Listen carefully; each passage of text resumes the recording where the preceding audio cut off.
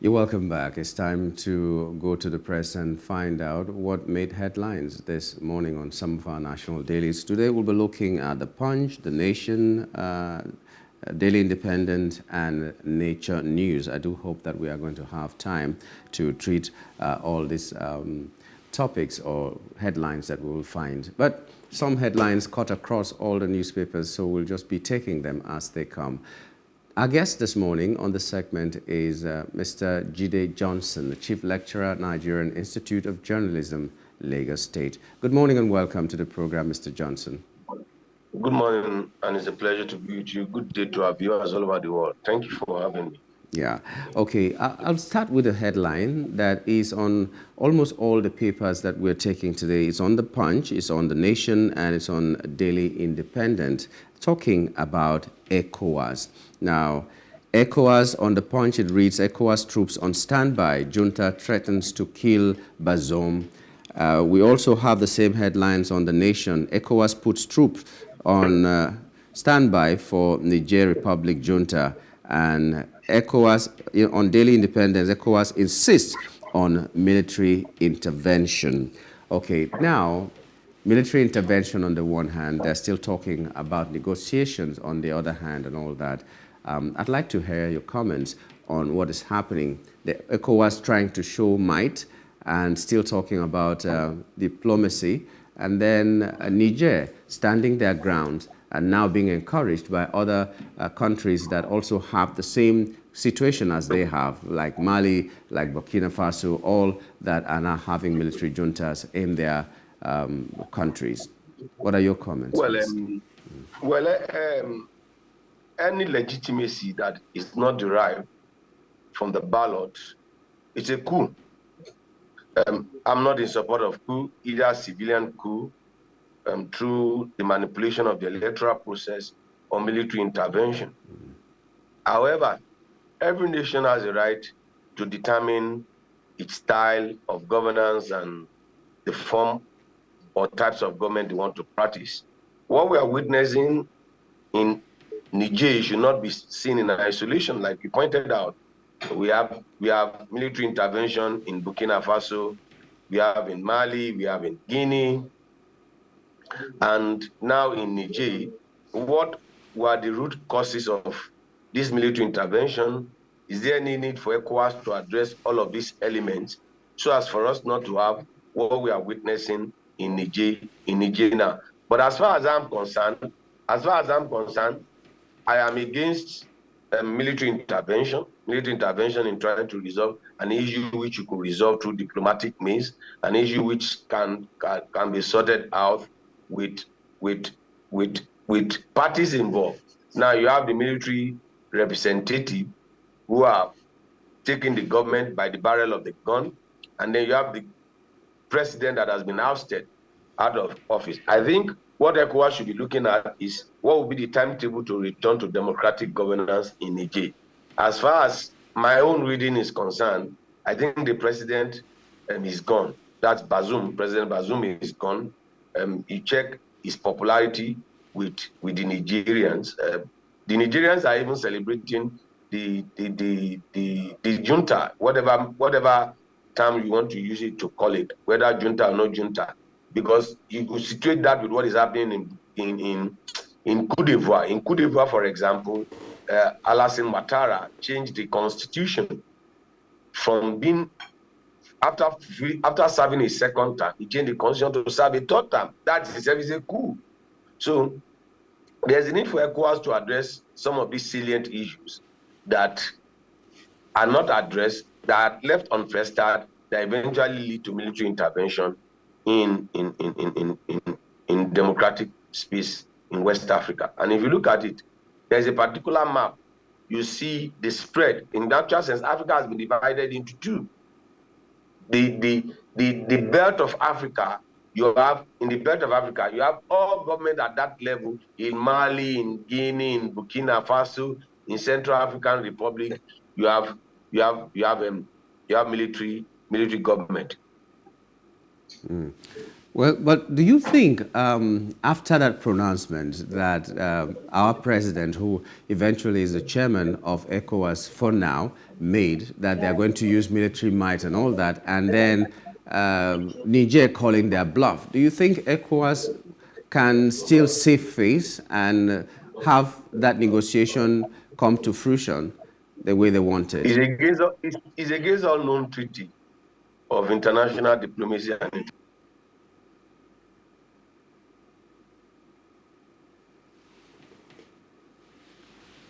I can't seem to hear you.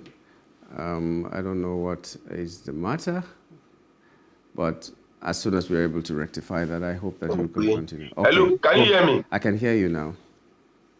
Okay, so it's against all known military, all known international laws and diplomacy and the rest of it, for another nation to intervene in the affair. I recall when we were doing this march towards February 25th presidential election and the eventual outcome.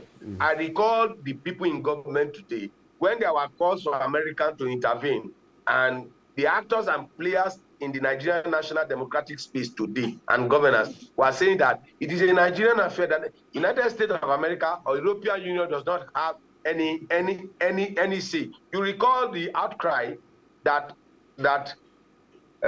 met with the report of the European Union on the election.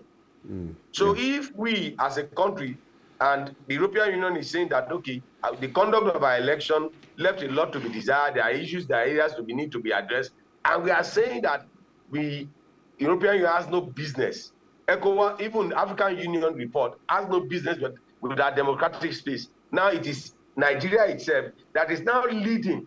No, it's playing the ostrich. As far as I'm concerned, every issue could be resolved through diplomatic means, and the diplomatic means should be exhausted before you even think.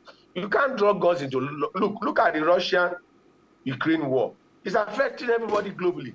Have they been able? Russia felt with their might and with their resources and what have you, and with their landmass, with their population.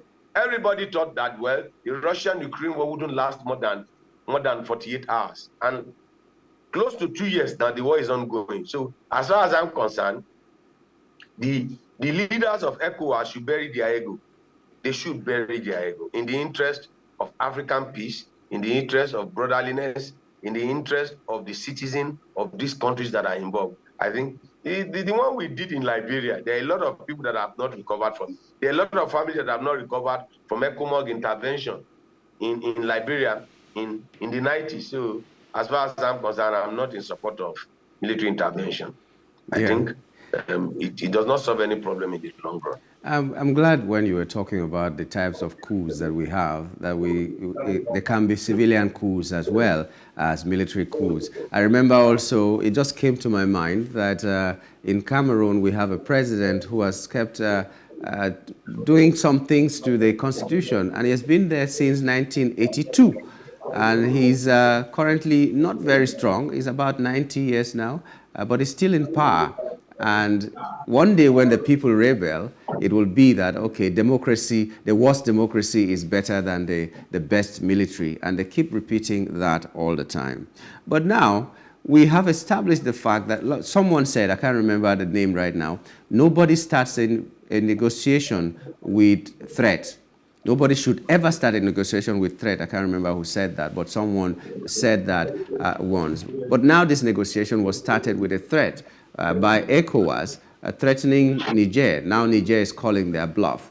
Now that this has been established that Niger doesn't regard ECOWAS as a bloc that can talk to them, who do you think should lead in these negotiations? Remember that the UN, the European Union, the African Union, Nigerian delegation, all tried to go to Niger and talk to them, but the people were not available.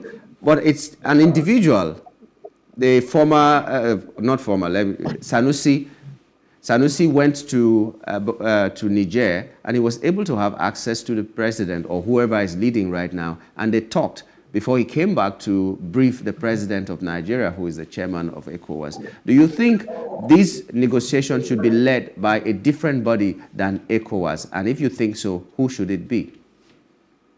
You know what we call the African countries today was a product of the 1882 convention in Berlin, where the European leaders sat and they drew map.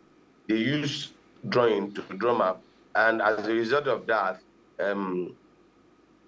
the sphere of influence of traditional rulers and traditional institutions, for example, the Sultan of Sokoto, the Emir of Kano, extended beyond the boundaries of Nigeria, just like the Alaafin of Oyo, whose empire extended to modern-day Republic of Benin. So such influence cannot be taken for granted. And if the military leaders did not attend to US, the Undersecretary for African Affairs of the United States, the EU representative, the ECOWAS representative, now they have attended to. I think we have seen a back channel that could be exploited, which is the religious leaders, someone that has spiritual authority that extend beyond.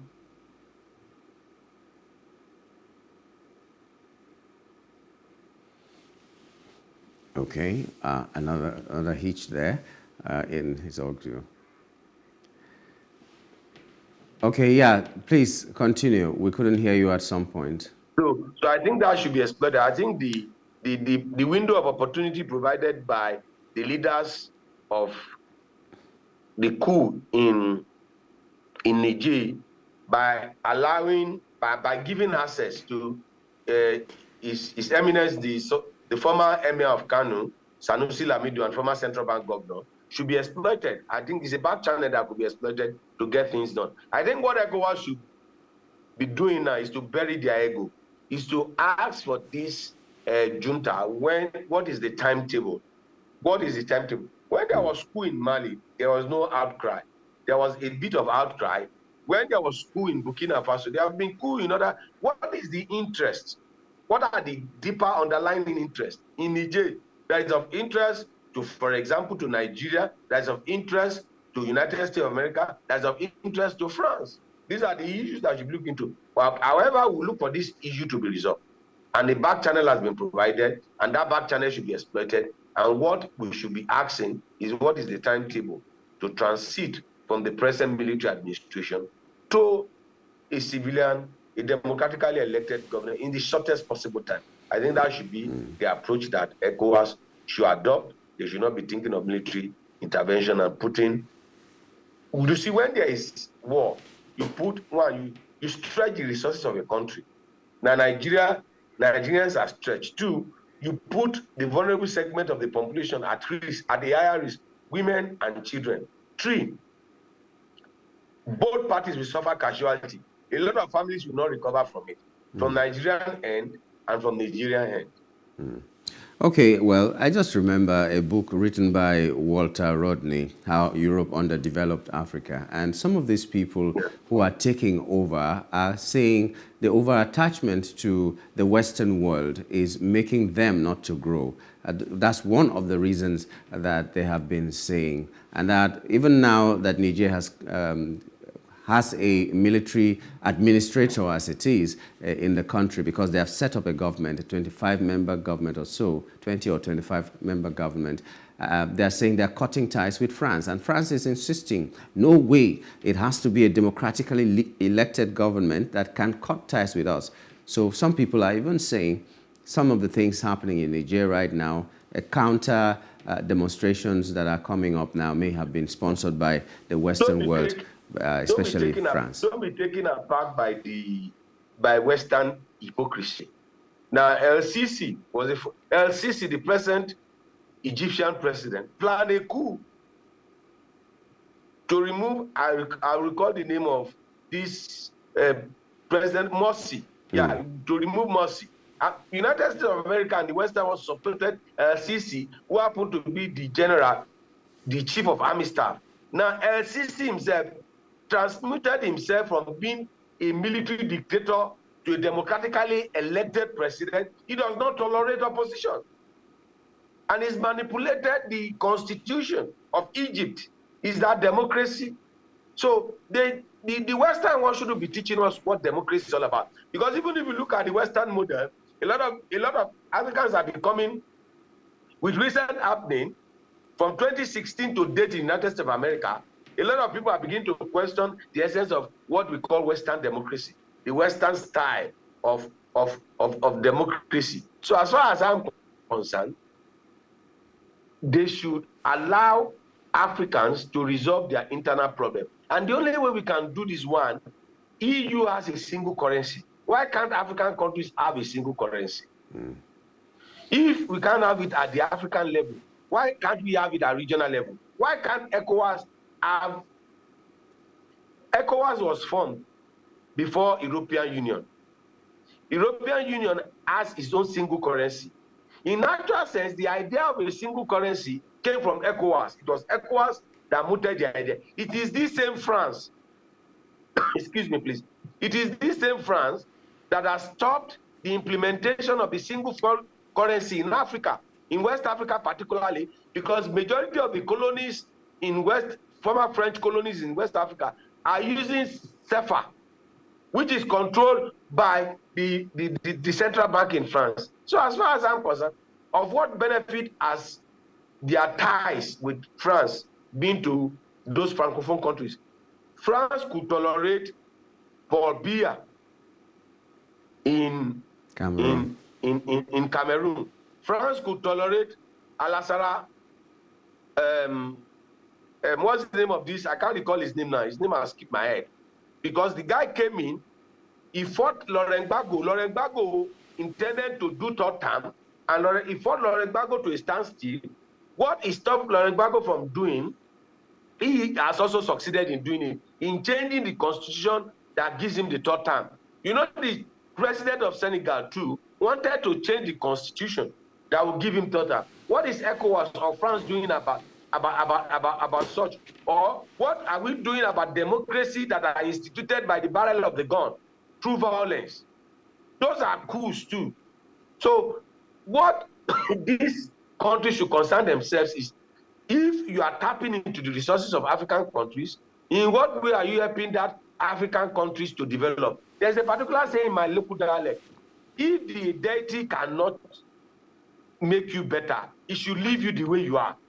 So Oshabo Legbemi, Shemi Bo Shebami. So if France could not help these Francophone countries to develop after more than 6 decades of independence and ties, economic ties, political ties, and what have you, they should allow them to go.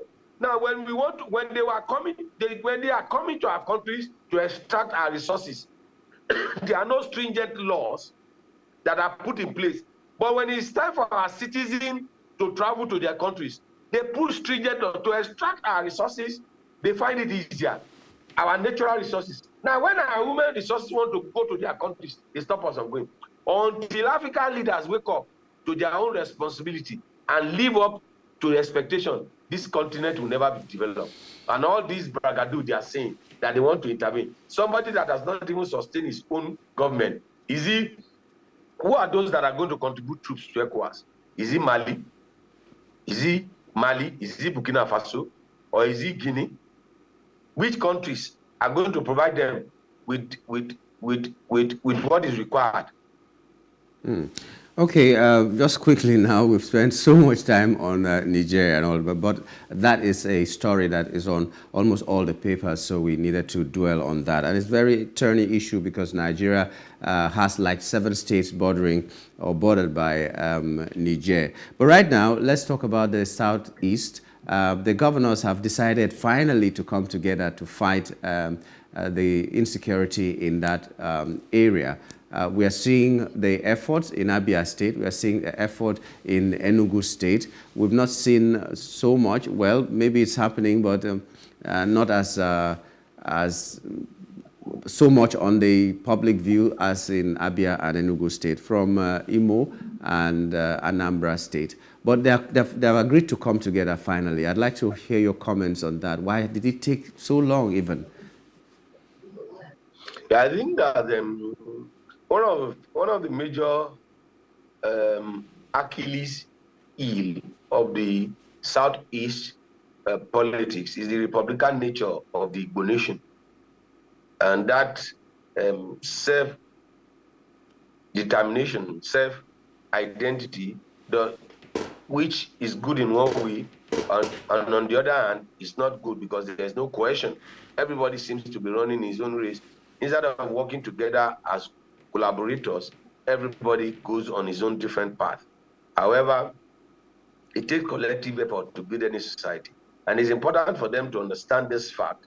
And from what you have pointed out, you see that it is the newly elected governors.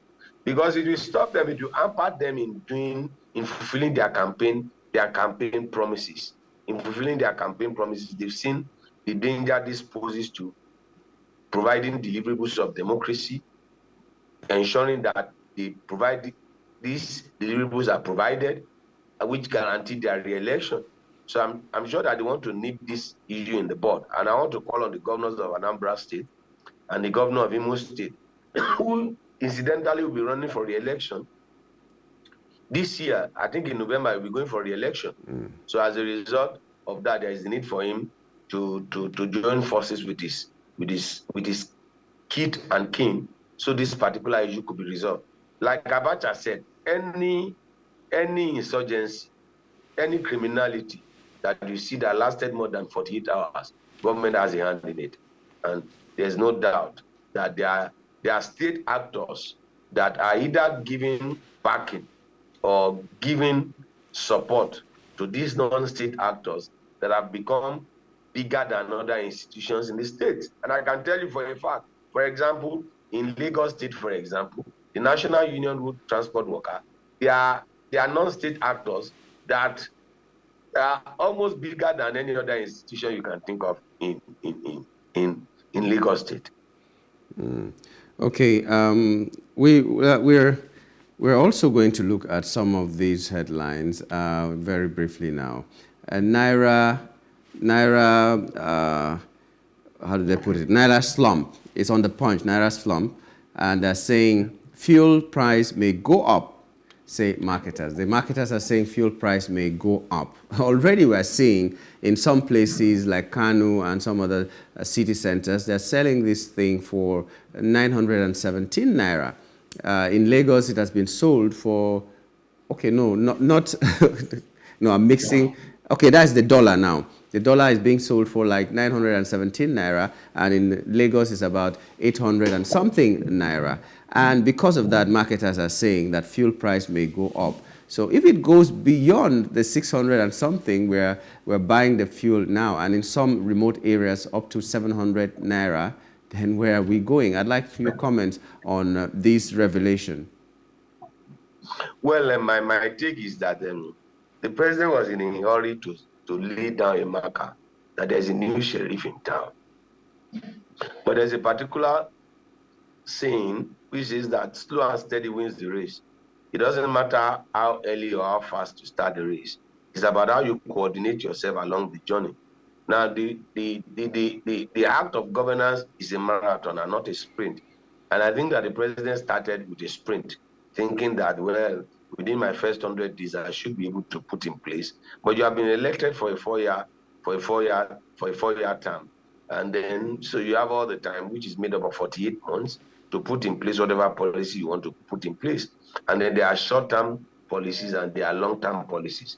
And if you take into consideration Nigeria being a monoproduct economy, and everything takes its cue from whatever is the price of petroleum product, and the price of petroleum product takes its cue from the exchange rate of Naira to the dollar. And those two critical areas were the chord the president struck in his inaugural speech. So I think that a thoughtful consideration was not put in place for those policies, and that's the reason why we are seeing this type of shockwaves. I think that the president should have put in place some certain regulation, will have put in place some certain policies to withstand the pressure that this critical issue, one, the unified exchange rate, two, removal of subsidy, will bring into the economy. And this is the shock. It's like you inject, you put too much water into your body. It causes a problem. So we have not recovered from those shocks because the economy relies on these two critical components, the exchange rate and then the the fuel, we use fuel to fuel the economy. And that itself has created hardship. And on top of that, this administration wants to go with war with Niger Republic. Yeah. It doesn't make any sense. Everybody is feeling the heat. And I think sometimes going forward might mean going backward, making progress rather. My pastor told me this, that sometimes making progress in life might be going backward. Because no matter how long you travel on a wrong journey, you never get to your destination. You will never get to your final destination if you take the best way for you to move forward when you're on the wrong track is to turn back. So sometimes going forward might be going backward. And I think that our leaders should be bold enough to admit it when they are wrong and to retrace their steps when there's the need for it. Okay, let's go to Edo State. What is happening there? The deputy governor is having problems within his party. There's on Daily Independence, they say that he may be joining the APC next week, and we also have that same story on another newspaper, on the Nation newspaper. We have seen former chairman of APC, national chairman Adams Oshumole, saying that APC is not a haven for failed politicians. So he's not welcoming Shuaibu into their fold if he chooses to do that. But on the Punch newspaper, we've seen where Shuaibu, the deputy governor of Edo State, is faulting that report that is going to move to another party. So something is happening. He's not finding it easy in Edo State, and all these things are happening. He has run to the court to say that they should not remove him, and for now, the court has granted him that. So let me have your comments on the political drama in Edo State right now. Well, it's a drama. It's a recurrent cycle. You recall how even Obaseki left APC 4 years ago to join PDP. And now Shuaibu happens to be the political son of Adams Oshiomhole, dumped his political godfather to stick out his neck with the governor, in moving with the governor and ensuring that they are re-elected. Now you could see that it's the battle for who becomes the flag bearer of PDP in the gubernatorial in 2024 gubernatorial election in Edo State. And I think that's what it's all about. Well, what my take on this is that you shouldn't lose your sleep over the political class. They have no class. They have no identity. They are chameleon. They don't have the interest of the people at heart. All they care about is power, and they can get that power through whatever means. For example, if you look at, if anybody had told you 2 years ago that Wiki will obnob with the APC, who would believe that? If someone had told you that a year ago, who would believe that? So as far as I am concerned, there is no respect, and there's no honor, and there's no integrity with the political class in Nigeria. Only very few of them, don't let me just be too sweeping, only very few of them have an iota of integrity with themselves. So that's just my take, because whether Shuaib likes it or not, Shuaib has become a political orphan. He's not wanted at home, he's not wanted abroad. So he's in between, because if he goes back to APC, the godfather of APC in Edo State today is Adams Oshiomhole. He's the leader. Now, if he goes back to APC, Adams Oshiomhole himself have said that he will not be welcome, because, in quote unquote, he betrayed his political godfather to stay with his principal. I can understand. It was between a life and death situation, the deep blue sea and the ocean. So should I go with my political godfather, or should I go with my principal, who happens to be the governor? I hope our loyalty will not be tested. You recall that statement is attributed to the former governor of Lagos State and former governor of Lagos State, Pashala. So his loyalty was tested 4 years ago, and his loyalty is being questioned by those that he sided with. So he should learn. He will learn from this to play the games. But the political class don't care about you. They don't care about you, and it's just about their interest. The question you ask yourself is, somebody contested to be the governor and he lost the election, and he's fighting to be a minister. Isn't that ridiculous? If he had won the election, would he be a minister? No. Now, somebody contested an election to be a senator. He won the Senate. He canvassed to be Senate president, and they made him the deputy Senate leader. And at the same time, he forwarded his name to be a ministerial nominee. Do they care about you and I? It's about their selfish interest. How can you contest an election this same year? I'm talking about David Umahi. You contested an election this year to go into the Senate. You are elected into the Senate. You sought to be the Senate president, and you are given a principal office. And then is he the only person? I'm just using him. There are so many of them. Those that lost election in March that have now been screened and confirmed as minister. It's pathetic. So I don't lose my sleep over them. They don't care about you and I. Okay, well, this is how much we can take on this segment. We'd like to thank you so much, Mr. Johnson, for coming on the show and sharing your thoughts with us this morning. It's a pleasure to be with you. Have a good Friday. You too.